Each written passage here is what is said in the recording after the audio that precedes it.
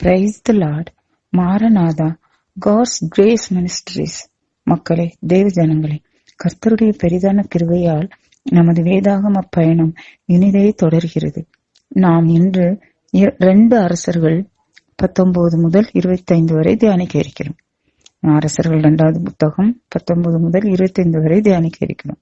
இன்றைய தலைப்பு 2 அரசர்கள், கர்த்தருக்கு கீழ்ப்படியாத இஸ்ரவேல். 2 அரசர்கள், கர்த்தருக்கு கீழ்ப்படியாத இஸ்ரவேல். எல்லாரும் நல்லா இருக்கீங்களா? கிறிஸ்து இயேசுவுக்குள் அனைவரும் நலமாக வாழ்வீர்கள் என நம்புகிறேன். அதற்காக தேவனை ஸ்துதிக்கிறேன். தொடர்ந்து உங்கள் அனைவருக்காகவும் ஜெபிக்கிறேன். முதலில் நாம் தேவனை ஆராதிப்போம். தேவாதி தேவனே, உம்மை ஸ்துதிக்கிறோம். ராஜாதி ராஜனே, உம்மை ஸ்துதிக்கிறோம். கர்த்தாதி கர்த்தரே, உம்மை ஸ்துதிக்கிறோம். பிதாவாகிய தேவனே, உம்மை ஆராதிக்கிறோம். சுதனாகிய தேவனே, உம்மை ஆராதிக்கிறோம். தூய ஆவியாகிய இறைவா, உம்மை ஆராதிக்கிறோம். ஆபிரகாமின் தேவனே, உமக்கு ஸ்தோத்திரம். ஈசாக்கின் தேவனே, உமக்கு ஸ்தோத்திரம். யாக்கோவின் தேவனே, உமக்கு ஸ்தோத்திரம். என் தேவனே, உமக்கு ஸ்தோத்திரம். எம் ஜீவனே, உமக்கு ஸ்தோத்திரம். ஜெபம். அன்புள்ள ஆண்டவரே, இந்த அருமையான நேரத்தை தேவரீர் எங்களுக்கு தந்தமைக்காக உமக்கு ஸ்தோத்திரம். உமக்கு நன்றி செலுத்துகின்றோம். ஆண்டவராகிய கர்த்தரே, உமது கிருபையால் குழந்தைகள், மாணவர்கள் அனைவரும் நன்கு தேர்வு எழுதி முடிக்க கிருபை செய்தீர். நன்றி தேவனே. அவர்களுக்கு நல்ல உடல் ஆரோக்கியம் பலம் கொடுத்து ஆசீர்வதித்தீர். நல்ல ஞானத்தை தந்தீர். ஸ்தோத்திரம். வருகின்ற இந்த கோடை விடுமுறையை அவர்களுக்கு ஆசீர்வதித்து தந்தார்கள். அவர்கள் நன்கு ஓய்வெடுத்து மகிழ்ந்திருக்கவும் நல்ல பயனுள்ள முறையில் விடுமுறையில் நாட்களை செலவழிக்கவும் அருள் கூர்ந்தருள். எங்கள் இந்திய தேசத்தில் ஆண்டவராகிய கர்த்தரே, 19/4/24 அன்று நல்ல முறையில் தேர்தல் நடந்து முடிந்ததற்காக உமது அருள் கிருபைக்கு கோடான கோடி ஸ்தோத்திரம். ராஜாதி ராஜனே, எங்கள் இயேசுமகா ராஜாவே, நீரே ராஜாக்களை தள்ளி ராஜாக்களை ஏற்படுத்தீரே.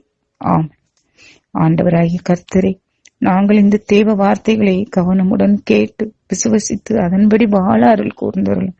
ஆண்டவராகிய கர்த்தரே, கிருபை கூர்ந்தருளும். வார்த்தையானவரே வழிகாட்டும். வார்த்தையான இறைவா ஒளியூட்டும். தூய ஆவியானவரே வழி நடத்தும். பரிசுத்த தேவதாயே, எங்களோடு உடன்வார். ஆண்டவரே பேசும், உம் அடியான் கேட்கிறேன். ஆண்டவரே பேசும், உம் அடியார்கள் கேட்கிறோம். இந்த மன்றாட்டுகளை எல்லாம் எங்கள் ஆண்டவராகிய இயேசு கிறிஸ்துவின் பரிசுத்த நாமத்திலே உம்மிடம் ஏறடிக்கிறோம் நல்ல பிதாவே, ஆமென். இப்போ நம்ம 2 அரசர்கள் 19வது பார்க்க போறோம். அரசர் எசேக்கியா இந்த அசிரிய மன்னனுடைய தளபதி ரப்சாக்கே ரொம்ப கேவலமா அப்படியே தேவனையும் தேவனுடைய மக்களையும் பத்தி இழிவாக பேசினால அதெல்லாம் பார்த்தோம். அதை கேட்டு அதை அவர் அனுப்பின அந்த ஆட்கள் 2-3 ஊரு அவங்க எசேக்கியா ராஜாட்ட சொல்றாங்க. எசேக்கியா அதை கேட்டுட்டு என்ன பண்றாரு, நேர தேவ சந்நிதிக்கு போறார். சாக்கு உடை உடுத்திக்கிட்டு ஆண்டோடைய இல்லத்திற்குள் நுழைந்தார். ஏன்னா அரண்மனை மேலதிகாரி என்ன 2-3 அவங்க 2-3 வரை அழைக்கிறார். அதை ஏற்கனவே அனுப்பினவங்க தான். அவருடைய எலியாக்கியமையும் மேல எழுத்தன் சபுனாவையும் குருக்களில் முதியோரையும் 2-3 வரையும் சாக்கு உடை உடுக்க செய்து என்ன இறைவாய்க்கிறர் எசையாவிடம் அனுப்புறாரு. அதாவது தவசின் அடையாளம் சாக்கு உடை உடுக்கிறது. அதை உடுத்துட்டு நீங்க எசையா தீர்க்க தரிசிட்டு போய் பேசுங்க. எப்படி அப்படின்னா, பிள்ளையை பெற்றெடுக்க நேரம் வந்து விட்டது, ஆனால் பெற்றெடுக்கவோ வலிமை இல்லை. அதாவது அந்த நாடு இருந்த நிறைய சண்டை போட்டு கடைசியில ரொம்ப பலவீனமான நிலையில நாடு இருக்கு. நிறைய வீரர்களும் இல்ல, தேர்களும் இல்ல, குதிரைகள் எல்லாம் குறைஞ்சு போச்சு. முற்றுகையோ பலமா ரொம்ப வருஷத்துக்கு முற்றுகை போட்டுக்கிட்டு இருக்கானுமே அசிரியர்கள். அதனால அவர் சொல்லி விடுறாரு இந்த தூதர்கள்ட்ட. எப்படி சொல்றாருன்னா, பிள்ளையை பெற்றெடுக்க நேரம் வந்து விட்டது, ஆனா பெற்றெடுக்கவோ வலிமை இல்லை. வாழும் கடவுளை பழித்து இகழும்படி அசிரிய மன்னனாகிய தன் மன்னனால் அனுப்பப்பட்ட ரப்சாக்கே சொன்னவற்றையெல்லாம் கடவுளாகிய ஆண்டவர் கேட்டிருப்பார். அச்சொற்களை முன்னிட்டு கடவுளாகிய ஆண்டவர் அவனை தண்டிக்க வேண்டும். நீரோ இன்னும் இங்கு எஞ்சியிருப்போருக்காக மன்றாடும் அப்படின்னு அங்க சொல்றாங்க. அப்போ அவர் எசையாவிடம் வர்றாங்க அந்த அலுவலர்கள். எசையா அவர்களை நோக்கி சொல்றாரு. என்ன சொல்றாருன்னா, எசையாவுக்கு எல்லாம் தெரியும், அதனால அவரே சொல்லிடுறாரு முன்னாடி. எப்படின்னா தானே முன் வந்து சொல்றாரு, உங்கள் தலைவனிடம் போய் இவ்வாறு சொல்லுங்கள், ஆண்டவர் கூறுவது இதுவே, அசிரிய மன்னனின் கைக்கூலிகள் என்னை இகழ்ந்து சொன்ன வார்த்தைகளை கேட்டு அஞ்ச வேண்டாம். இதோ நான் அவனிடம் ஒரு ஆவியை அனுப்புவேன், அவன் ஒரு வதந்தியை கேட்டு தன் நாட்டிற்கு திரும்பி போய்விடுவான், அவனது நாட்டில் வாளால் வெட்டுண்டு அவன் இறக்கும்படி செய்வேன் என்றார். இப்படி ஆண்டவர் சொல்லி விட்டுறாரு. அதுக்கப்புறம் பாருங்க, அசிரிய மன்னன் அதே மாதிரி லாக்கிஸை விட்டு வெளியேறிட்டான் அப்படின்னு கேள்விப்பட்டு ரப்சாக்கே அங்கிருந்து கிளம்பி போறான். அதுக்கப்புறம் அசிரிய மன்னன் வந்து எத்தோப்பிய மன்னன் திராக்கா அப்படிங்கிறவன் தனக்கு எதிராக படை திரட்டி வருவதாக கேள்விடுறான். அதுக்கப்புறம் அவன் வந்து அசிரியாவுக்கு இந்த எசேக்கியா ராஜாட்ட ஆள் அனுப்பி திரும்ப சொல்றான், யூதா அரசன் எசேக்கியாவிடம் நீங்க சொல்லுங்க, உங்களை அந்த அரசனையும் அந்த மக்களையும் உங்க கையில இருந்து யாரும் தப்பிக்க முடியாது, கடவுள் தப்பிப்பாரு அப்படின்னு சொல்ற எசேக்கியாவுடைய வார்த்தையை நம்பாத, ஏன்னா நம்பாதீங்க மக்களே. அதே மாதிரி இது அசிரிய மன்னர்கள் எல்லா நாடுகளுக்கும் செய்திருப்பதையும், அசிரிய மன்னர்கள் எல்லா நாடுகளையும் எப்படி பிடிச்சிருக்காங்க, எப்படி அழிச்சிருக்காங்க, என்ன மாதிரிலாம் அப்படிங்கறதெல்லாம் எல்லா நாடுகள் ஏற்கனவே அழிச்சுட்ட கோசான், ஆசான், ரட்சேவு, ஏதனியா, இது மாதிரி நிறைய நாடுகளை எப்படி அவர்கள் அழித்து தனதாக்கி கொண்டார்கள் என்பதெல்லாம் நீங்க உங்களுக்கு தெரியும். அதனால எசேக்கியா வந்து அவங்களெல்லாம் அவங்க தெய்வங்கள் விடுவிக்க முடிஞ்சதா, அதே மாதிரி உங்க தெய்வங்கள் உங்களை ஒன்னும் விடுவிக்க முடியாது, எசேக்கியாவை நம்பாதீங்க அப்படி இப்படிலாம் சொல்லி விடுறான். அப்போ இந்த தூதர்கள் இந்த கடிதத்தை கொண்டு வராங்க. அப்போ இந்த மாதிரி எழுதப்பட்ட கடிதத்தை எசேக்கியா தூதருடைய கையில இருந்த மடலை வாங்கி வாசிக்கிறாரு. வாசித்து நேர ஆண்டவர்கிட்ட போறாரு. அவர் ஒரு நல்ல அரசருங்கிறதுனால கர்த்தர் நேர கடவுள்கிட்டயே போறாரு. தினமும் மடலை அவர் ஆண்டவர்கிட்ட திருமுன்னாடி அந்த மடலை, அந்த கடிதம் மடலை விரித்து வைக்கிறார். அப்ப எசேக்கியா வந்து ஆண்டவர் நோக்கி மன்றாடுறாரு. அழகான மண்டாட்டு. ஏன்னா கெருபுகள் மேல் வீட்டிற்கும் இஸ்ரவேலின் கடவுளாகிய ஆண்டவரே, இவ்வுலகத்து அரசர்களுக்கெல்லாம் நீர் ஒருவரே கடவுள், நீர் ஒருவரே அரசர், விண்ணையும் மண்ணையும் படைத்தவர் நீர், நீரே ஆள்கிற எல்லாத்தையும் சொல்லி மன்றாடுறாரு. ஆண்டவரே, நீர் செவிசாய்த்து கேட்டருளும், உன் விழிகளை திறந்து என்னை நோக்கியருளும், தூது அனுப்பி என்றுமுள்ள கடவுளை பழித்துரைக்கும் இந்த சனகரிப்பின் சொற்களை கேட்பீராங்க. ஆண்டவரே, அசிரிய மன்னர்கள் எல்லா வேற்றினத்தாரையும் அவங்களையெல்லாம் வென்றது உண்மைதான், அவங்க கடவுளால அவங்களை மீட்க முடியல, அதுவும் உண்மைதான். ஏன்னா அவங்க எல்லாம் கடவுள் இல்லை, ஆனா நீர் தான் உண்மையான கடவுள், நீர் நினைத்தால் எங்களை மீட்க முடியும் அப்படிலாம் சொல்லி ஆண்டவர்கிட்ட நீர் ஒருவரே கடவுள், ஆண்டவரே கடவுள் என்பதை உலகின் மக்கள் அனைவரும் அறிந்து கொள்ள செய்தாரணும் அப்படிலாம் சொல்லி வேண்டார். அப்ப எசையா வந்து அப்பொழுது எசையா தீர்க்கதரிசி எசேக்கியாவோட ஆள் அனுப்பி சொல்றாரு. ஆள் அனுப்பி அவருக்கு செய்தி அனுப்புறாரு. எசையா தீர்க்கதரிசி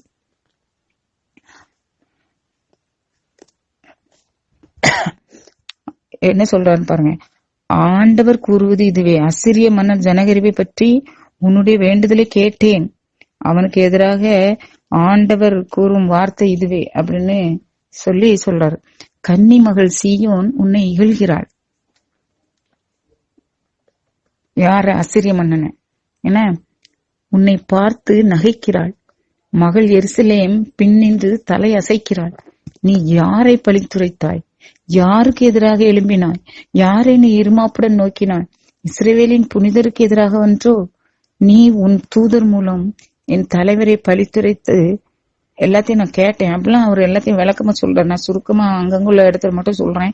அப்புறம் நீ எல்லா நாட்டையும் நான் ஜெயிச்சுட்டேன், வெட்டி நீர் பருகினேன், அயல் நாடுகளில் கிணறு வெட்டி நீர் பருகினேன், எகிப்தின் நதிகளை எல்லாம் நான் வந்து என் உள்ளங்கால்கள் நான் வற்ற செய்தேன் என்றாய் அப்படின்னு சொல்லிட்டு ஆண்டவர் சொல்றாரு.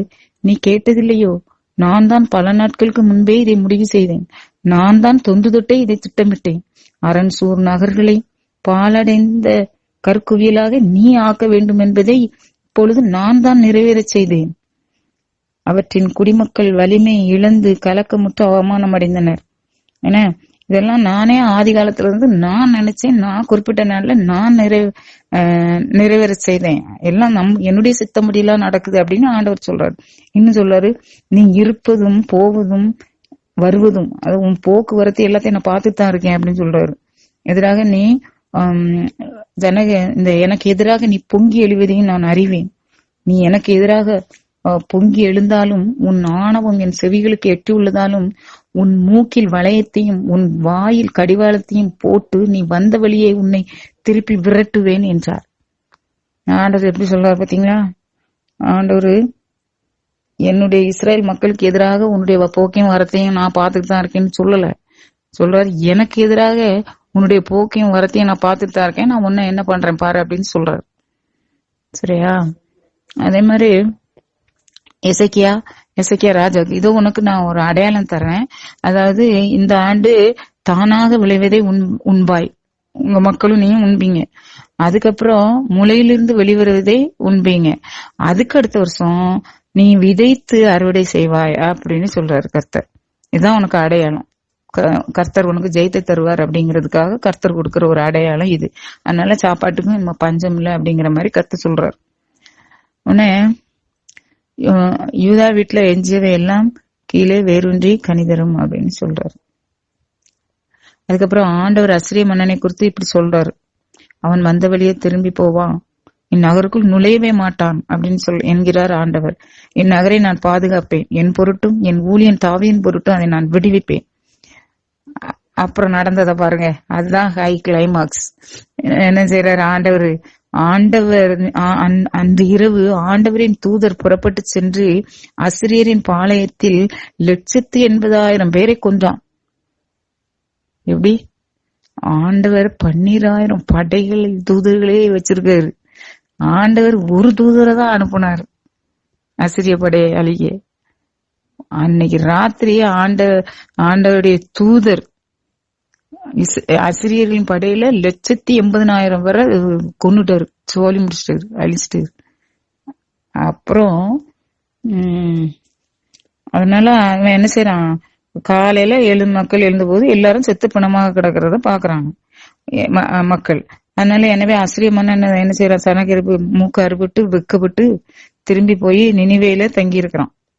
அவன் இடத்துல தன் தெய்வமாகிய நிஸ்ரோத்தின் கோவில்ல அவன் வழிபாடு செய்து கொண்டிருக்கிறான். அந்த நேரத்துல அவனுடைய பையன்களே, அவனுடைய மகன்களே 2 பேரு அவன் வாளால் வெட்டி கொன்னுட்டாங்க. கொட்டுட்டு தப்பிச்சு ஓடிட்டாங்க. அவனுடைய இன்னொரு மகன், அது பேரு ஏசகத்தோன் அப்படின்னு ஒரு பேரு, அவனுக்கு பின்ன அரசன் ஆனான்னு சொல்லியிருக்கு. சரியா? அதுக்கு பிறகு பாருங்க எவ்வளவு கர்த்தருடைய மகிமை, எத்தனை கர்த்தருடைய மாட்சிமை, எத்தனை கர்த்தருடைய கிருபை. அதுக்காக நாம் கர்த்தரை ஸ்தோத்தரிக்கணும். கர்த்தருடைய கிருபைக்கு நன்றி, சர்வ வல்லவரின் சர்வ வல்லமைக்கு நன்றி, ஸ்தோத்திரம். அதே மாதிரி அரசன் எசேக்கியாவின் நோய், இப்ப அரசர் எசேக்கியா நோயிட்டாரு, ரொம்ப சாக கிடந்தார். அவருக்கு ஒரு பெரிய பிளவை, அதாவது பெரிய கட்டி மாதிரி அது வந்திருக்குன்னு நினைக்கிறேன். அது அவருக்கால குணமாக்கவே ஒருத்தராலே முடியல, அதனால அவர் சாக கிடக்குறாரு. அப்போ எசேயா தீர்க்கதரிசி வர்றாரு, வந்து அரசரை பாக்குறாரு. பார்த்துட்டு சொல்லிட்டாரு, நீர் உமது படுக்கையை ஒழுங்குபடுத்தும், நீர் பிழைக்க மாட்டீர் அப்படின்னு சொல்லிடுறாரு. அப்படின்னு சொல்லிட்டு அவர் பெயர் அப்படின்னு சொல்லிட்டு, அப்போ எசேக்கியா என்ன செய்யறாரு, சுவர் பக்கமாக திரும்பி ரொம்ப அழுறாரு. ஆண்டவரை நோக்கி என்ன சொல்றாருன்னா, ஆண்டவரே, நான் இவ்வளவு காலமும் உம்முடைய திருமுன் கர்த்தருக்கு பயந்து நான் நேர்மையோடு நடந்து வந்தேன் என்பதை நினைவு கூர்ந்தவர்களும் அப்படின்னு சொல்லி கடவுள்கிட்ட மண்டாடி அழுறாரு. அப்புறம் என்ன சொல்றாரு, எசேக்கியா மிகவும் அழுதான் அப்படின்னு வேதம் சொல்லுது. அப்போ இந்த விண்ணப்பத்தை, இந்த வேண்டுதலை அவர் வைக்காரு. அந்த நேரத்துல எசேயா திரும்பி போய் எங்க வரைக்கும் போயிருக்காரு, அரண்மனை முற்றத்தை தாண்டல. அதுக்குள்ள ஆண்டோடைய வாக்கு எசேயாவுக்கு அருளப்பட்டது. உடனே எசேயா தீர்க்கதரிசி திரும்ப வர்றாரு. அப்போ திரும்ப அவர் சொல்றாரு, உன் மன்றாட்டை கேட்டேன், உன் கண்ணீரையும் கண்டேன், இதோ உன்னை குணப்படுத்துவேன். இன்றைக்கு 3ஆம் நாள் நீ ஆண்டவரோடு எனது இல்லத்திற்கு இன்றைக்கு 3ஆம் நாள் நீ ஆண்டவராகிய எனது இல்லத்திற்குள் செல்வாய். உனது ஆயுளுக்கு இன்னும் 15 ஆண்டுகள் கூட்டுவேன். மேலும் உன்னையும் காப்பாத்துவேன், இந்த நகரையும் அசிரிய மன்னன் கையிலிருந்து நான் காப்பாத்துவேன், இப்படி எல்லாம் சொல்றாரு. என்ன உடனே அப்போது எசையா ஒரு அத்திப்பழ அடை கொண்டு வாங்க அப்படின்னு சொல்லி அந்த அத்திப்பழ அடையை எடுத்து அந்த பிளவையின் மீது பற்று போட்டார் எசையா தீர்க்கதரிசி. என்ன அப்போ எசையாவை நோக்கி சொல்றாரு, ஆண்டவர் எனக்கு நலம் அளிப்பார் அப்படிங்கறதுக்கு ஒரு அடையாளம் காட்டுங்க, ஒரு அடையாளம் என்ன அப்படின்னு கேக்குறாரு. உடனே எசையா தீர்க்கதரிசி சொல்லுவாரு, அடையாளமா இந்த ஆகாசின் சூரிய கடிகாரத்தில் 10 பாகை பின்னோக்கி போகணுமா 10 பாகை முன்னோக்கி போகணுமா அப்படின்னு கேட்பாரு எசையா. அதுக்கு எசைக்கியா சொல்வாரு, 10 பாகை முன்னோக்கி போறது ஈஸி, 10 பாகை பின்னோக்கி போகட்டும் அப்படின்னு சொல்லுவாரு. அதே மாதிரி போக வச்சார், 10 பாகை பின்னாடி போக வைத்தார். அதான் நம்ப முடியாத அளவுக்கு சூழ்நிலைகள் இருந்தாலும் நாம கர்த்தரை நம்பணும், அப்ப நம்ம பொழைச்சுக்கணும். ஆண்டவரே, நம்புவதற்கு இடமே இல்லை என தோன்றினாலும் நான் உண்மை நம்புகிறேன் அப்படின்னு சொல்லணும். ஆண்டவருக்கு 1 நிமிஷம் 5 நிமிஷம் ஒரு நைட்டு போதும், எந்த தீமையும் சரி கட்டி நமக்கு ஆறுதல் அளிப்பார், சரி பண்ணுவார். அதான் நம்ம கர்த்தர், அவ்வளவு சர்வ வல்லமை இல்லை. அடுத்தது பாபிலோன்ல இருந்து தூதர்கள் வர்றாங்க. இதான் எனக்கு இதே மாதிரிதான் நான் ஏற்கனவே ஒரு சாட்சி வீடியோ போட்டிருந்தேன், யாரெல்லாம் பாத்தீங்கன்னு தெரியல. அங்க என்னுடைய பேத்தி சின்ன பிள்ளை ரொம்ப குட்டி சுட்டி, அது ரொம்ப உடம்புல இல்லாம ரொம்ப சீரியஸா ரொம்ப நாளா ஆஸ்பத்திரியில அட்மிட் ஆகி என்ன காய்ச்சல்னே தெரியாம அப்படி பாடுபட்டு இருந்தேன். இப்போ எனக்கு கனவு வேற ஒரு மாதிரியா அதனால ரொம்ப பயந்தேன். அதனால இப்படி ஆயிட்டு எப்படி நமக்கு கடவுள்கிட்ட எப்படி வேண்டதுன்னே தெரியல. ஆனாலும் இந்த நிகழ்ச்சி எசாக்கியாவுக்கு நடந்த இந்த நிகழ்ச்சி எனக்கு கர்த்தர் நினைவூட்டினாரு. அப்போ விதியே அப்படி இருந்தாலும் கூட அது மாற்றி தருவார் கர்த்தர் அப்படின்னு நான் நம்பிக்கையோட வேண்டேன். அப்படின்னு நான் வேண்டிட்டு பிளஸிங் டிவியை பார்த்துட்டு இருக்கும்போது அந்த பிளஸிங் டிவிலையும் அதே மாதிரி என் மனசுக்குள்ள ஓடின அதே வார்த்தைகள் எசையாவை நோக்கி ஆண்டவர் சொன்ன இதே வார்த்தைகள், ஆண்டவர் குணமாக்குவார் அப்படின்னு இந்த நிகழ்ச்சியே போடுறாங்க. அப்போ ஏற்கனவே விதி நிர்ணயிக்கப்பட்டாலும் கூட கர்த்தர் தம்முடைய இரக்கத்தால் அந்த காரியத்தை நமக்கு சரி பண்ணி நம்மளை ஆசீர்வதிக்கிறார், மீண்டும் காரியத்தை புதுப்பிக்கிறார், உயிர்ப்பிக்கிறார். அந்த அளவுக்கு வல்லமை உள்ளவராகவும் கிருபை உள்ளவராகவும் கர்த்தர் இருக்கிறாங்கிறது என் வாழ்க்கையில நான் கண்ட ஒரு உண்மை. அதாவது இந்த நிகழ்ச்சி இதே மாதிரிதான் அந்த நிகழ்ச்சி. இது போல உங்க வாழ்க்கையிலும் நீங்க பயப்படாம நம்பிக்கை குறைந்து விடாமல் சகல பிரச்சனையான நேரத்திலும் கர்த்தரை நோக்கி அபயமிடுங்கள், அவர் வருவார், அவர் காப்பாற்றுவார், தைரியமாயிருங்கள். அடுத்தது பாபிலோன்ல இருந்து காலத்துல பாபிலோனுடைய மன்னன் என்ன சொல்ற, அவருடைய மகன் பாபிலோனுடைய மன்னன் என்ன செய்யறாரு, எசேக்கியா நோயிட்டு இருப்பதை கேள்விப்பட்டு அவருக்கு மடலும் அன்பளிப்பும் அனுப்பி வைக்கிறார் ரொம்ப தூரத்துல. அப்போ அனுப்பி வச்ச உடனே இவர் அவங்களை கூப்பிட்டு, நம்ம எல்லாம் என்ன செய்வோமோ அதான் அவரும் செஞ்சாரு. அவங்கள கூப்பிட்டாரு, நல்லா உபசரிச்சாரு, அரண்மனை எல்லாம் சுத்தி காட்டினாரு, அவருடைய கருவூலங்கள் நாட்டு அதெல்லாம் பார்த்து அவங்க வேந்துட்டு போறாங்க. அவங்கள கடைசியில அனுப்பி வச்சுட்டாரு. இது யாருக்கு தெரியுது? எசையாவுக்கு தெரியுது. அவர் வர்றாரு, எசையத்துக்கு தெரிஞ்சு இங்க வந்தவங்க யாரு வந்தாங்க, அவங்கள பாக்குறதுக்கு யாரோ வந்தாங்களாம், அது யாரு வந்தா அப்படின்னு கேக்குறாரு எசையா. அதுக்கு எசைக்கியா சொல்லுவாரு, அந்த பாபிலோன்ல இருந்து வந்தாங்க, ரொம்ப தூரத்துல இருக்கு அந்த பாபிலோன் நோட்ல இருந்து என்னைய பார்க்க வந்தாங்க, நான் சோமலாம இருந்து கர்த்தரால சோமாயிட்டல, அதுக்காக என்னை பார்க்க வந்தாங்க அப்படின்னு சொல்றாரு. என்னை பார்த்தாங்க, சரி வந்தாங்க, அவங்க இங்க என்னென்ன பார்த்தாங்க அப்படின்னு கேக்குறாங்க. அப்போ அவர் சொல்லுவாங்க, எல்லாத்தையும் காட்டினேன், அரண்மனை எல்லாத்தையும் அவர் காட்டாதது ஒண்ணுமே இல்லை. அதை அவரே ஒத்துக்கிடுறாரு. எப்படின்னா, நான் இங்க அரண்மனையில அவங்களுக்கு காட்டாதது எதுவும் இல்லை, எல்லாத்தையும் தான் காட்டினேன் அப்படின்னு சொல்லுவாரு.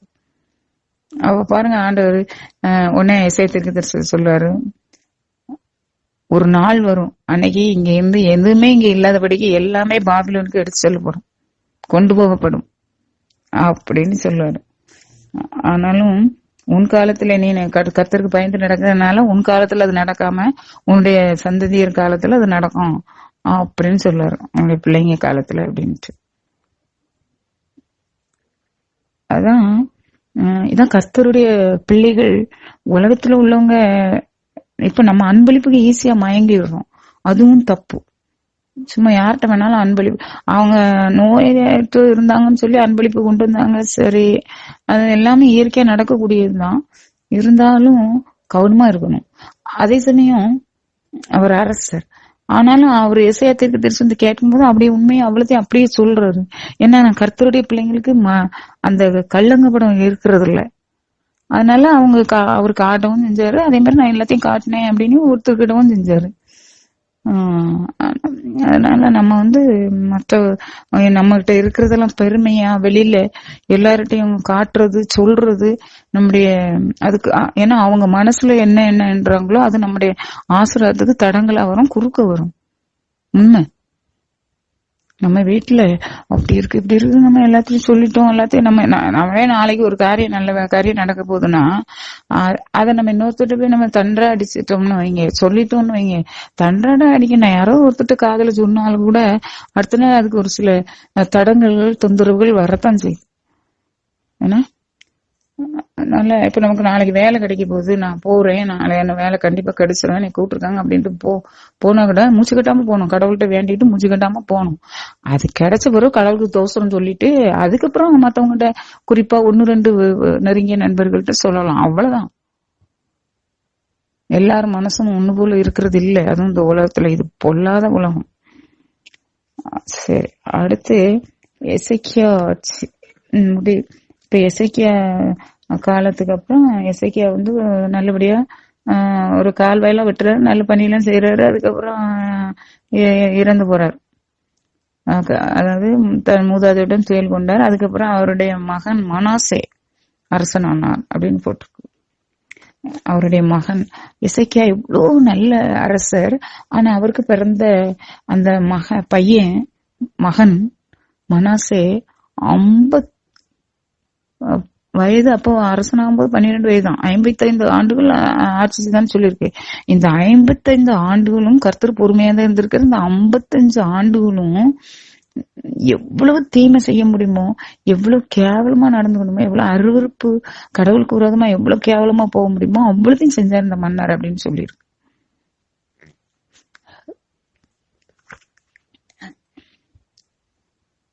அதாவது இஸ்ரேல் தம் முன்னிலையில் இஸ்ரேல் அளித்த இஸ்ரேல் மக்கள் அனைவர் முன்னிலையிலும் ஆண்டவர் அளித்த வேற்றினத்தாரின் எல்லா செயல்களையும் அதை விட அதிகமா அவங்க செஞ்சாங்க அப்படின்னு வேதம் சொல்லும். அதே மாதிரி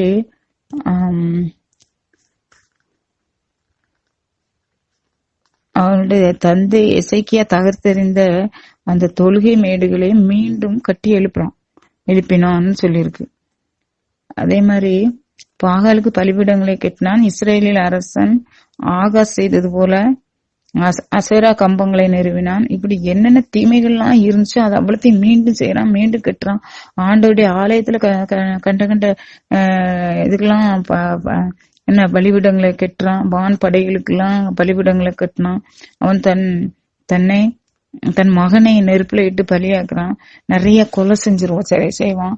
இப்பெல்லாம் நிறைய தீமைகளை செஞ்சு ஆண்டவருடைய வெறுப்பை சம்பாதிச்சுக்கிட்டா மக்களையும் அதே மாதிரி அந்த வழியிலேயே நடத்துறான் இந்த அரசன். அதாவது கேட்கும் ஒவ்வொருவரும் தம் இரு காதுகளும் அதிரும் அளவுக்கு கேடுவர செய்வேன்னு ஆண்டவர் சொல்றாரு. ஏன்னா ஆண்டவர் இந்த இஸ்ரேலின் எல்லா குலங்களிலும் நான் தேர்ந்து கொண்ட எருசலேம் மீதும் என் பெயரை என்றென்று விளங்க செய்வேன் இந்த ஆலயத்திலையும் அப்படின்னு தாவீதிடமும் அவருடைய மகன் சாலமன் தான் ஆண்டவர் சொல்லி இருந்தாரு. ஆனா இஸ்ரேலுக்கு இந்த இஸ்ரேல் மக்கள் இவ்வளவு தீமையும் இவ்வளவுத்தையும் செஞ்சதுனால ஆண்டவர் என்ன செஞ்சாரு, அவங்க இதைப்படி நீங்க கீழ்படியலைன்னா நான் உங்களை கைவிட்டுருவேன் அப்படின்னு ஏற்கனவே சொல்லியிருப்பாரு. ஆனா அவர்கள் அதுக்கெல்லாம் செவி கொடுக்கல. அதனால மனாசே அவர்களை இப்படி வழி தவறி நடக்க செய்தான். இஸ்ரவேலர் தம் முன்னிலையில் ஆண்டவர் எல்லாத்தையும் அளித்த மக்கள் வேற்றினத்தார்கள் சேர கேவலம் எல்லாத்தையும் விட இவங்க மோசமான அளவுக்கு தவறுகள் செய்யறாங்க. அந்த வேற்றினத்து மக்களை விடவும். அடுத்தது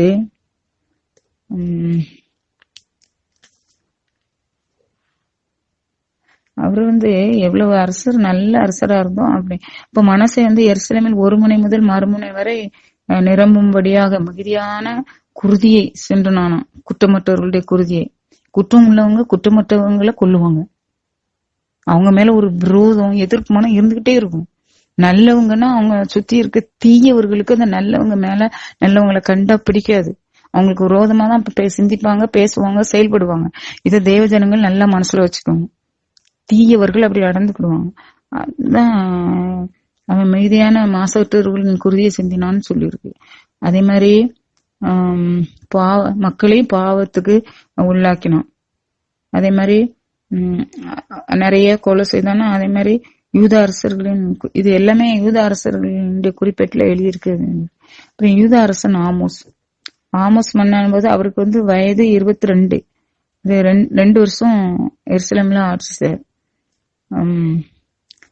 அதுக்கப்புறம் இந்த ஆமோஸுக்கு ஒரு மகன் பிறந்தான். அவன் வந்து யோசியா. அவன் வந்து ரொம்ப நல்ல அரசனா இருந்தாரு. அடுத்து எசேயாவுக்கு அடுத்து யோசியா அரசனான போது அவருக்கு வயது 8. அவர் 31 ஆண்டுகள் எருசலேம்ல ஆட்சி செய்தாருன்னு சொல்லியிருக்கு. அப்போ வந்து அவருக்கு ஆட்சி காலத்துல ஒரு திருச்சட்ட நூல் கண்டெடுக்கப்படுது. அப்போ தலைமைக்குரு இலக்கிய எழுத்தன் சாப்பானை நோக்கி சொல்றாரு, ஆண்டவரின் இல்லத்துல ஒரு சட்ட நூலை கண்டெடுத்தேன் அப்படின்னு சொல்லி அந்த நூலை அவர்கிட்ட எழுத்தன்ட்ட கொடுக்க அவன் அதை படிக்கிறான். அதுக்கப்புறம் சாப்பான் வந்து அரசரிடம் வந்து சொல்றாரு, அரசே இந்த மாதிரி அடியார்கள் கோவிலில் கிடைத்த பணத்தை சேர்த்து அரசனுடைய இல்லத்தில் வேலை செய், இங்க எப்படி ஒரு நூல் கிடைச்சது அப்படின்னுட்டு அரசர்கிட்ட வந்து கொடுக்காங்க. அரசர் வந்து அதை வாசிக்கிறாரு. அந்த வார்த்தைகளை, சட்ட நூலின் வார்த்தைகளை, ஆண்டவர் கொடுத்த சட்டங்களை குறிக்கப்பட்டிருந்த ஒரு நூல். அந்த நூலை அரசருக்கு வாசித்து காட்டின உடனே இந்த யோசியா அரசர் தம்முடைய ஆடைகளை கிழித்து கொண்டார். ஏன்னா பின் குரு இலக்கியாவையும் சாப்பானின் மகன் அவங்க 2 பேரையும் ஒருத்தர் எல்லாத்தையும் என்ன செய்யறாரு, நீங்க போய் மக்களை குறித்தும் என்னை பெரு குறித்தும் யூதா முழுவதும் கண்டுபிடிக்கப்பட்ட இந்நூலில் என்ன எழுதப்பட்டுள்ள என்பதை ஆண்டவரின் திருவுளத்தை அறிந்து வாருங்கள் அப்படின்னு சொல்லி அனுப்புறாரு. அப்போ எல்லாரும் வந்து சரி, அவன் குல்தா அப்படிங்கிற ஒரு பெண் இறைவாக்கினர்கிட்ட போய் கேக்குறாங்க. அப்போ அந்த அம்மா அவங்களுக்கு இறைவாக்க உரைக்குது. யூதாவின் அரசர் படித்த அந்த நூலிலே வார்த்தைகளின்படி நான் இந்த இடத்திற்கு அதில் வாழ்வோருக்கும் தீங்கு வர செய்வேன். ஏன்னா அதுல தீங்கு வர செய்வேன். என்னை மக்கள் வந்து இந்த மாதிரி எல்லா தப்புகளையும் பண்ணி இந்த மாதிரி இருக்காங்க, அதனால நான் அவங்கள அழிச்சிருவேன் அப்படின்னு தான் இருக்கு. ஆனா ஆண்டவர் அது சொன்னபடியே செய்வார் அப்படின்னு சொல்லியிருக்கு. நீ கேட்ட வார்த்தைகளை பொறுத்த மட்டில் இந்த இடத்திற்கும் இதில் வாழ்வோருக்கும் எதிராக இவர்கள் அழிவிற்கு சாபத்திற்கு உரியவர்கள் என்று சொல்லப்பட்டதை கேட்டு நீ ஆண்டவர் இது எசேக்கியா ராஜாவுக்கு சொல்றாரு, யோசியா மன்னனுக்கு சொல்றாரு, நீ உன்னை தாழ்த்தி உன் ஆடைகளை கிழித்து கொண்டு என் திருமுன் அழுததால் உன் வேண்டுதலுக்கு நான் செவி கொடுத்துள்ளேன் என்கிறார் ஆண்டவர். அதனால என்ன சொல்றாரு, இவ்விடத்தின் மேல் நான் வருவிக்க இருக்கும் தீமைகளை எல்லாம் உன் கண்ணால் காணாதபடி உன் மூதாதையர்களிடத்தில் உன்னை நான் கொண்டு சேர்த்த பிறகு இந்த தீமையெல்லாம் நான் வர செய்வேன் அப்படின்னு சொல்றாரு. அதுக்கப்புறம் யோசியா என்ன செய்யறாரு, அப்படிதான் சீர்திருத்தங்களை செய்யறாரு. இவ்வளவு கேவலமா கிடக்குது நாடு, கர்த்தருக்கு விரோதமா இப்படி போயிட்டாங்க, இது எல்லாத்தையும் சரி பண்ணணும் அப்படின்ட்டு அவர் நிறைய சீர்திருத்தங்களை செய்யறாரு. அசரா கம்பங்களை எல்லாம் அழிக்கிறாரு, தொழுகை மேடுகளை அழிக்கிறாரு, ஆண்டவருடைய ஆலயத்துல இருக்கிற பலிபிடங்கள், வான்படைகளுக்கு ஏற்படுத்தின பலிபிடங்கள், அது இது எல்லாத்தையும் அழிச்சு அதை வந்து சுத்தப்படுத்துறாரு. ஏன்னா யூதா நகர்களும் எருசலேமை சுற்றிலும் எழுப்பப்பட்டிருந்த எல்லா தொழுகை மேடும் காலி பண்ணிட்டாரு. அதே மாதிரி யூத அரசர்களால் நியமிக்கப்பட்டிருந்த அர்ச்சகர்களை அதுங்களுக்கு தூகம் அவங்களெல்லாம் நீக்கிட்டாரு. அதே மாதிரி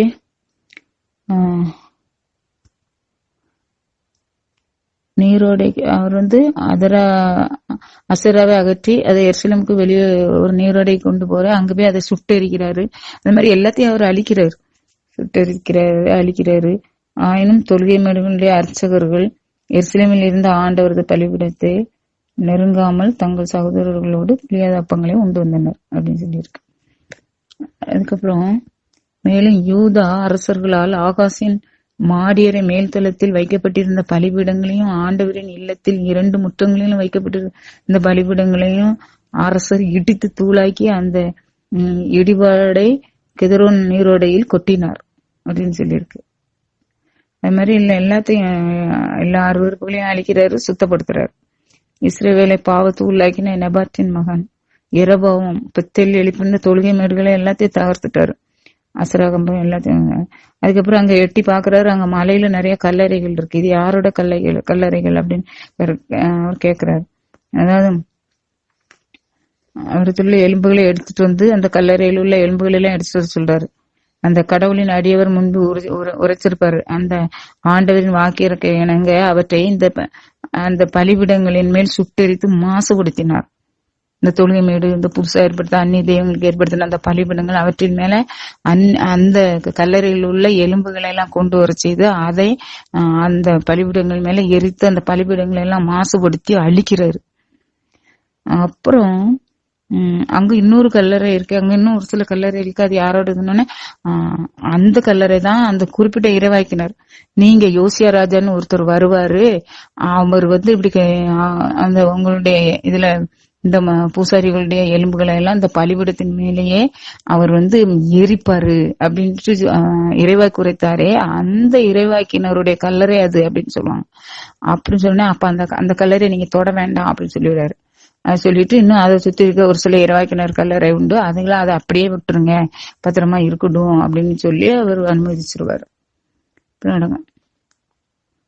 அர்ச்சகர்கள் அனைவரையும் மற்ற அர்ச்சகர்கள் எல்லாரையும் பலிபீடத்தின் மேலேயே கொள்றாரு. அப்பலிபீடங்களின் மேல் மனித எலும்புகளை சுட்டெரித்தபின் அவர் எருசலேமுக்கு திரும்பி போனார். அப்புறம் யோசியா பாஸ்காவை கொண்டாடுறார், எல்லாருக்கும் கட்டளை விடுறாரு. நல்ல சிறப்பா ஆண்டவருக்கு எல்லா இடத்தையும் சுத்தப்படுத்தியாச்சு, கிளீன் பண்ணியாச்சு, மக்களை சுத்தப்படுத்தி தூய்மைப்படுத்தி கடவுளை நல்லா வணங்கி எரிபலிகள் செலுத்தி அடுத்து மக்கள்கிட்ட சொல்றாரு, யோசியா பாஸ்காவை நம்ம கொண்டாடணும், கர்த்தருக்கு ரொம்ப வருஷமா அதை ஆண்டவரை கண்டுக்கிடாம பாஸ்கெல்லாம் கொண்டாடாம கிடக்கு தேசம், அதனால நம்ம பாஸ்கா கொண்டாடணும்னு சொல்றோம். அப்ப பாஸ்கா கொண்டாடப்பட்டுச்சு. இதுவரைக்கும் இல்லாத அளவுக்கு அவ்வளவு சிறப்பாக அந்த பாஸ்காவை விழாவை கொண்டாடினாங்க மக்கள். அதுக்கப்புறம் யோசியா இன்னும் நிறைய சீர்திருத்தங்களை செய்தார். மந்திரவாதிகள், குறி சொல்லுவோர், அப்புறம் குல தெய்வங்கள், சிலைகள், அருவருப்புகளையும் யோசியா அகற்றினார். அதே மாதிரி இவரையும் போல முழு இதயத்தோடும் முழு உள்ளத்தோடும் முழு ஆற்றலோடும் மோசையின் சட்ட நூலுக்கேற்ப ஆண்டவர் பால் திரும்பிய அரசர் இவருக்கு முன் இருந்ததில்லை அப்படின்னு சொல்லியிருக்கு. அடுத்தது யோசியா ஆட்சியின் முடிவு.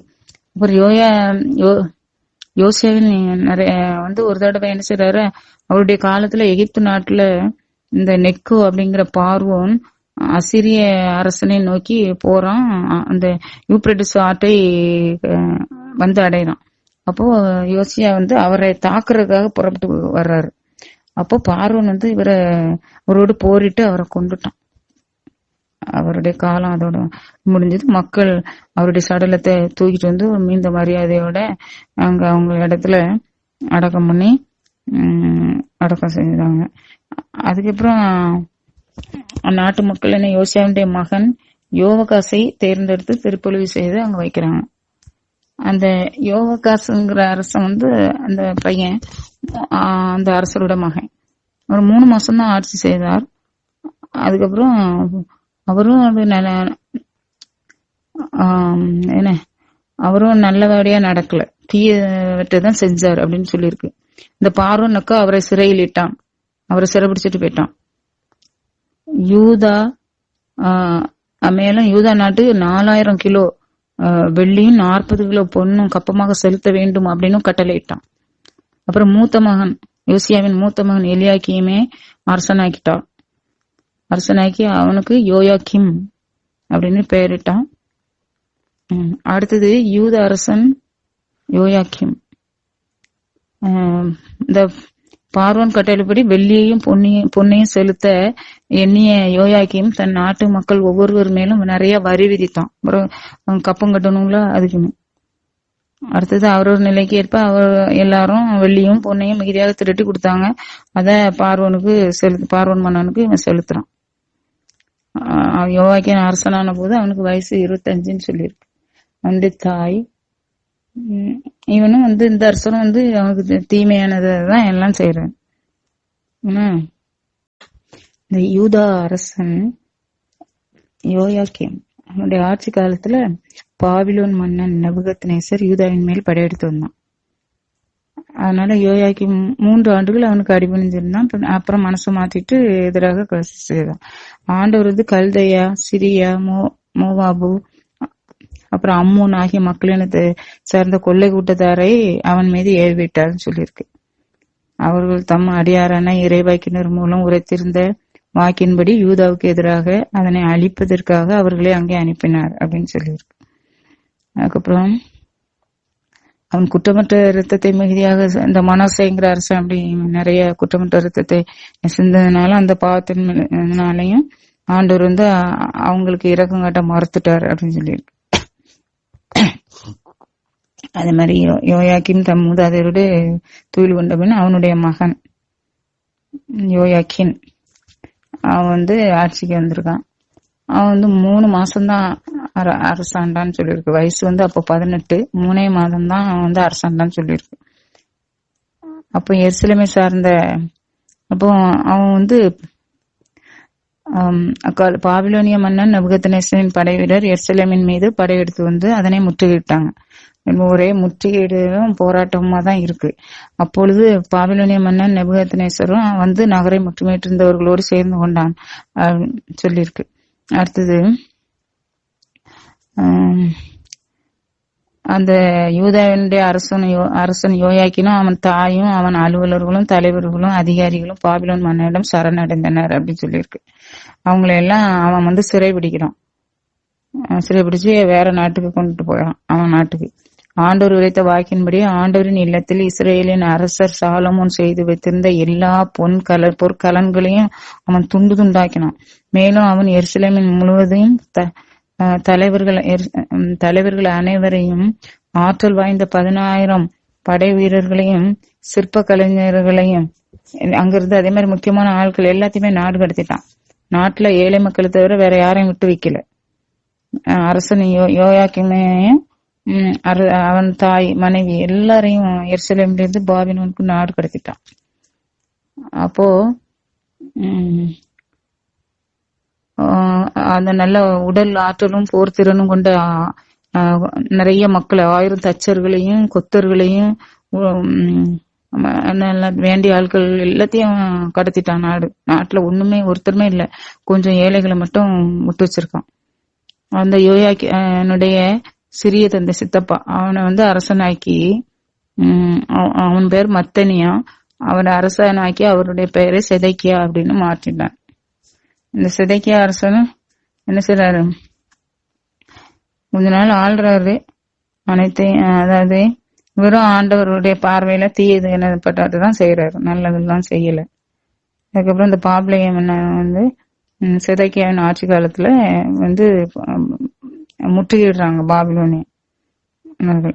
அப்போ வந்து முற்றுகையிட்டு இருக்காங்க, ஏற்கனவே முற்றுகையில தான் இருக்கு. அப்போ முற்றுகை பலமா இருக்கு, ரொம்ப வருஷம் ஆயிட்டு.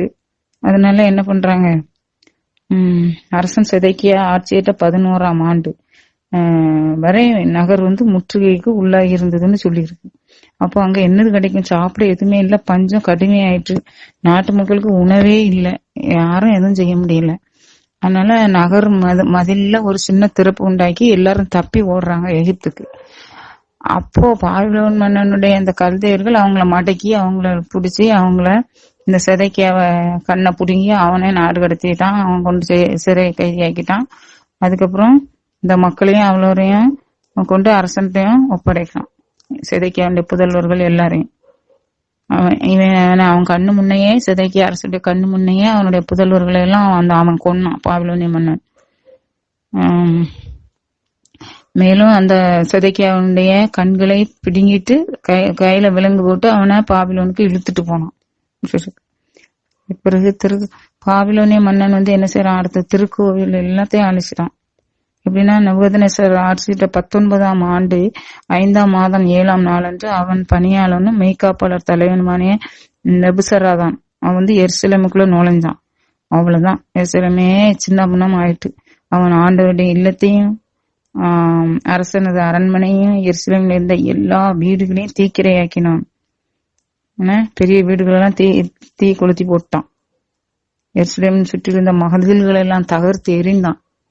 அதே மாதிரி மெய்காப்பாளர் திராட்சை தோட்டங்களையும் வயல்களையும் கவனித்த நாட்டில் ஏழைகள் சிலரை மட்டும்தான் அங்க வச்சுட்டு போயிருக்கான். மீதி எல்லாரையும் அவன் நாட்டுக்கு கொண்டு போயிட்டான்.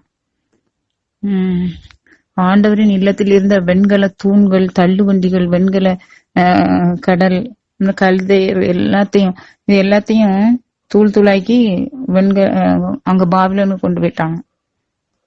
எல்லாம் அங்க இருந்த எல்லா பொருட்களையும், பொண்ணு, வெள்ளி, வெண்கலம் எல்லாம். வெண்கலம் நிறுத்து மாளாது அப்படின்னு சொல்லியிருக்கு. செய்திருந்த தூண்கள், வெண்கல கடல், இதுல இருந்துல அவ்வளவு பொருட்களையும் ஆண்டவருடைய ஆலயத்துல சேர்த்து வச்சிருந்த எல்லா பொருட்களையும் கொண்டு போயிட்டாங்க. எல்லாத்தையும் நாட்டையே முட்டடிச்சாச்சு யூதா நாட்டை. தலைமை குரு சரையாவையும் அந்த துணை குரு செப்பனியாவையும் இது எல்லாரையும் மேக்கப் தலைவன் இவங்க எல்லாரையுமே சிறைப்பிடிச்சிட்டு போயிட்டான். அதே மாதிரி இவங்கெல்லாம் முக்கியமான ஆட்கள்லாம் அரசருக்கு உதவியா இருந்தவங்க. அதே மாதிரி நகர்ல இருந்த அரசு அவையோர் 5 பேரு, படை பயிற்சி பெற்ற மக்கள் நிறைய பேரு, இங்க பொதுமக்கள் 60 பேரு, அங்க கொஞ்சம் அலைஞ்ச பொதுமக்கள், இவங்க எல்லாரையும் நாடு கடத்தினான். இவங்க எல்லாத்தையும் நாடு கடத்தி பாபிலோனிய மன்னன் கிட்ட கொண்டுட்டு போறான். பாபிலோனிய மன்னன் என்ன செய்யறான்? இவங்களை வதைத்து கொண்டான் அப்படின்னு சொல்லியிருக்கு. இவ்வாறு யூதா மக்கள் தங்கள் சொந்த நாட்டினின்று கடத்தப்பட்டார்கள். நிறைய பேரை, நல்ல பலசாலிகள், அரசைகள் இருந்தவங்க, அவங்களெல்லாம் கொன்னுட்டான். நிறைய மக்களை கடத்திட்டான். கொஞ்சம் மக்கள் தான் இருக்காங்க. அதுக்கப்புறம் பாபிலோனிய மன்னன் நெபுகத்நேச்சார் சிறைபிடிக்காம யூதா நாட்டுல கொஞ்சம் மக்களை விட்டு வச்சிருந்துடலாம். எஞ்சிய மக்கள் கொஞ்சம் பாவப்பட்டவங்க, பரிதாபப்பட்டவங்க, அவங்கள உங்களுக்கு தோட்டங்களையும் வயல்களையும் பாருங்கன்னு சொல்லி வச்சுட்டு போயிருக்கலாம். அந்த மக்களுக்கு தலைவனாக கெதலியாவை ஏற்படுத்திட்டு போனான் பாபிலோனிய மன்னன். அவங்க பார்த்து, நீங்க பயப்படாதீங்க, கல்தையருக்கு பயப்படாதீங்க, நீங்க தைரியமா விளைச்சலை பார்த்து நல்லா விளைய வச்சுட்டு நல்லா குடியிருங்க அப்படின்னு அந்த கெதலியா மக்கள்கிட்ட பேசிட்டு அங்க வாழ்ந்துட்டு இருக்கான். அப்படி நேரத்துல கல்தைய அப்படி இருக்கும்போது ஒரு அரச குலத்தை சேர்ந்த ஒருத்தன், எலிசாமாவின் புதல்வனான நெத்தனியா மகன் ஒரு ஆளு இஸ்மயேல், அவன் பேரு, 10 ஆட்களுடன் வந்து கெத்தலியாவையும் அவனுடன் மிஸ்பாவில் இருந்த யூதர்களையும் எல்லாரையும் தாக்கி கொன்னுட்டான். ஏன்னா எஞ்சிருந்த மக்களும் சோழி முடிஞ்சு நாடே காலி ஆயிட்டு. அதுக்கப்புறம் சிறியோர் முதல் பெரியோர் வரை கல்தையர்களுக்கு அஞ்சி தங்கள் படைத்தலைவர்களோடு கொஞ்சம் இருக்கிற அந்த மக்கள் என்ன செஞ்சாங்க? எகிப்துக்கு ஓடி போயிட்டாங்க தப்பிச்சு அப்படின்னு சொல்லியிருக்கு. தப்பிச்சு எகிப்துக்கு ஓடிட்டாங்க. அந்த நாடு தான் பக்கத்துல இருக்கு, அவங்களுக்கு தெரிஞ்ச நாடு. அங்க போயிட்டாங்க பாவம். அதுக்கப்புறம் யூதா அரசன் யோயாக்கினுடைய அடிமைத்தனத்துல 37ஆம் ஆண்டு 12ஆம் மாதம் 27ஆம் நாளன்று இந்த சிறை பிடிச்சிட்டு போன அந்த யோயாக்கின் அந்த அரசன் வந்து பாபிலோனிய மன்னன் கனிவாய் பேசி பாபிலோனில் தன்னோடு இருந்த அரசர்களுக்கு இல்லாத சிறப்பை அவனுக்கு அளித்தான்னு சொல்லியிருக்கு. கடவுளுடைய ஒரு கிருபை. கடைசி நேரத்துல அவனை நினைவு கூர்ந்து அவனுக்கு செலவுக்கெல்லாம் கொடுத்து சாப்பாடு தன்னோடு டெய்லி விருந்துண்ண வைத்து அவனை மிக சிறப்பாக அந்த அரசனை நடத்தினான், யோயாக்கின் அரசனை அப்படின்னு சொல்லியிருக்கு. சரியா? இதோட நமக்கு இந்த 2 அரசர்கள் முடியுது. இப்போ நம்ம ஜபம் சொல்லுவோம். ஜபம். அவர்கள் குதிரைகளுக்காக காத்து கிடைக்கின்றனர், பெரும் தேர்ப்படையையும் வலிமை மிகு குதிரை வீரர்களையும் நம்பியிருக்கிறார்கள். இஸ்ரவேலின் தூயவருக்காக ஆவலுடன் காத்திருக்கவில்லை. எசையா 31:1. அவர்கள் குதிரைகளுக்காக காத்து கிடைக்கின்றனர், பெரும் தேர்ப்படையையும் வலிமை மிகு குதிரை வீரர்களையும் நம்பியிருக்கிறார்கள். இஸ்ரவேலின் தூயவருக்காக ஆவலுடன் காத்திருக்கவில்லை. ஆண்டவராகிய கர்த்தரே, உம்முடைய மக்கள் அவர்களை ஆள ராஜாக்களை கேட்டார்கள், கர்த்தரும் ஏற்படுத்தி கொடுத்தார். ஆனால் அந்த ராஜாக்களோ அறிவின்மையால் சங்காரமானார்கள்.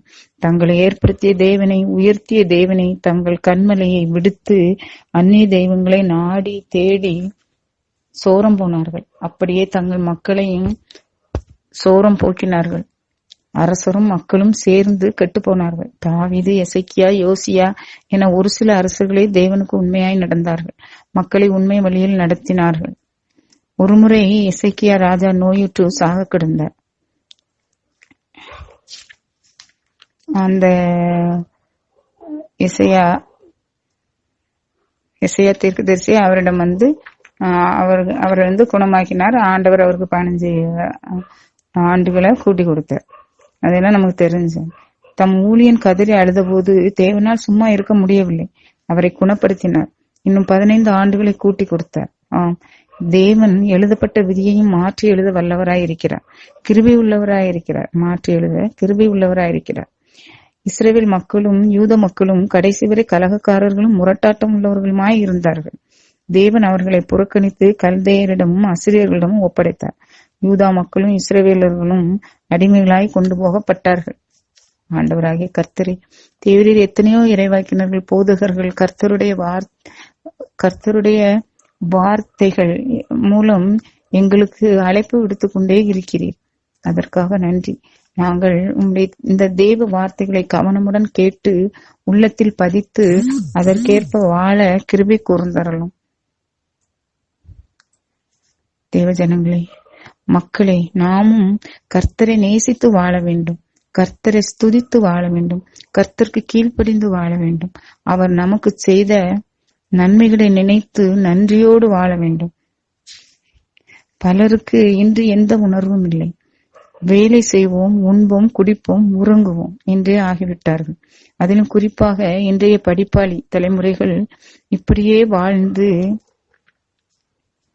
அப்படியே ரோபோட் ஆகவே ஆகிவிட்டார்கள் என்று நமக்கு, அதாவது அப்படியே தெரிகிறது. நமக்கு உணர்வில்லை, எந்த உணர்வும் இல்லை.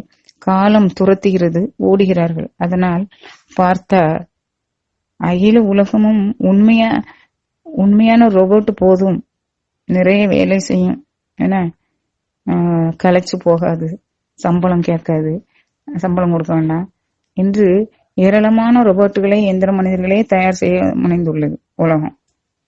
சரி, இப்போ இருக்கிறது எல்லாம் ரோபோட் மாதிரி இருக்குதான் ஆயிப்போச்சு. இதுக்கு ஒரிஜினல் ரோபோட்டே பரவாயில்லன்னு ஆண்டவர் நினைச்சிட்டாரு நமக்கு தெரியல.